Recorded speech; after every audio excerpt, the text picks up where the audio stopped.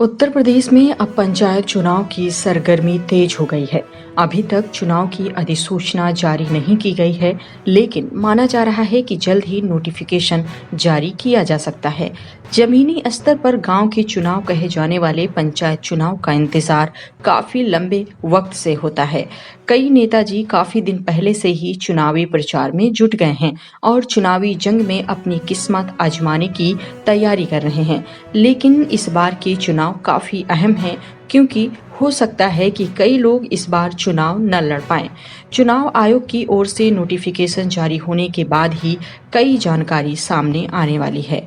अभी उत्तर प्रदेश के गांव में इस अधिसूचना का इंतजार है, जिससे पता चलेगा कि इस बार कब चुनाव करवाए जाएंगे और कौन-कौन चुनाव लड़ पाएगा। दरअसल इस बार कई चीजों पर फैसला होना बाकी है, जिसके बाद ही पता चल पाएगा कि कौन-कौन लोग चुनाव नहीं लड़ पाएंगे। ऐसे में जानते हैं अभी गांव का प्रधान का चुनाव लड़ने की क्या-क्या योग्यताएं हैं। क्या है गांव का प्रधान के चुनाव लड़ने का प्रोसेस, एक बार देख लेते हैं। गांव में हर 5 साल के बाद गांव का प्रधान का चुनाव करवाया जाता है। राज्य सरकार के द्वारा इसके लिए निर्वाचन आयोग को स्वीकृति प्रदान की जाती है। इसके बाद निर्वाचन आयोग के द्वारा अधिसूचना जारी की जाती है। अधिसूचना जारी होते ही आचार संहिता को लागू कर दिया जाता है। अब तो व्यक्ति गांव प्रधान या सदस्य के पद पर चुनाव लड़ना चाहता है, उसको अधिसूचना के कैलेंडर के अनुसार पर्चा दाखिल करना होता है और फिर निर्वाचन कार्यालय की तरफ से चुनाव चिन्ह मिलता है। इसके आधार पर आप चुनाव लड़ सकते हैं। कौन लड़ सकता है चुनाव, ये भी यहाँ जानना जरूरी है। वैसे तो गांव प्रधान का चुनाव लड़ने के लिए सामान्य योग्यताएं ही हैं, जिसमें कम से कम 21 साल की उम्र होना, भारतीय नागरिक होना, पागल या दिवालिया न होना शामिल है। हालांकि इसके अलावा भी सरकार की ओर से कई शर्तें बनाई गई हैं, जिन्हें पूरा न करने पर व्यक्ति गांव प्रधान के चुनाव नहीं लड़ सकते हैं। इसमें आरक्षण, समितियों का बकाया आदि शामिल है। इसके अलावा कई मुद्दों पर अभी शर्तों पर चर्चा चल रही है, जिन्हें पूरा न करने पर व्यक्ति चुनाव नहीं लड़ पाएगा। इन शर्तों में शैक्षणिक योग्यता, बच्चों की संख्या, चुनावी खर्चे का ब्यौरा आदि शामिल है।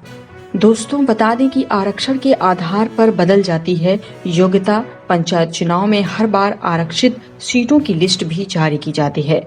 इससे ये तय किया जाता है कि किस पंचायत क्षेत्र में किस वर्ग का उम्मीदवार खड़ा हो सकता है। इसमें जनरल, ओबीसी, एससी, एसटी के आधार पर सीटों का बंटवारा किया जाता है और महिला पुरुष के आधार पर भी सीटें बांटी जाती हैं।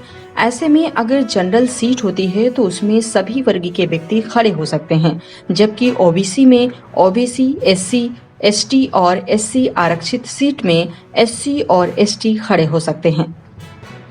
सीधे शब्दों में कहें तो ज्यादा आरक्षित वर्ग के आधार पर लोग चुनाव में हिस्सा ले सकते हैं। दोस्तों, अब जान लें कि कौन लोग नहीं लड़ सकते हैं चुनाव। बता दें कि यूपी में होने वाले पंचायत चुनाव में सहकारी समितियों के बकायेदार बकाया चुकता करने के बाद ही चुनाव लड़ सकते हैं, अन्यथा चुनाव लड़ने से वंचित कर दिए जाएंगे। पहली बार चुनाव लड़ने वालों को किस्त अदा कर निर्ड्यूज लेने के बाद ही चुनाव लड़ने दिया जाता है। अगर ऐसा नहीं होता है तो उनका पर्चा निरस्त कर दिया जाएगा। कई राज्यों में गांव प्रधान के चुनाव के लिए शैक्षणिक योग्यता तय की गई है और उनके बच्चों की संख्या भी तय है। ऐसे में अगर कोई व्यक्ति तय योग्यता से कम पढ़ा लिखा होता है या उनके बच्चों की संख्या भी ज्यादा होती है तो वो चुनाव नहीं लड़ सकता है। ऐसे ही कानून की बात उत्तर प्रदेश के लिए भी चल रही है, लेकिन अभी तक कोई अंतिम फैसला नहीं लिया गया है। इसके अलावा जो व्यक्ति पिछली बार चुनाव में खड़े हुए थे और उन्होंने चुनावी पर्चे का ब्यौरा नहीं दिया था, उनके लिए भी मुश्किल हो सकती है। हालांकि यूपी में अभी अधिसूचना जारी होने पर ही इस पर फैसला किया जाएगा।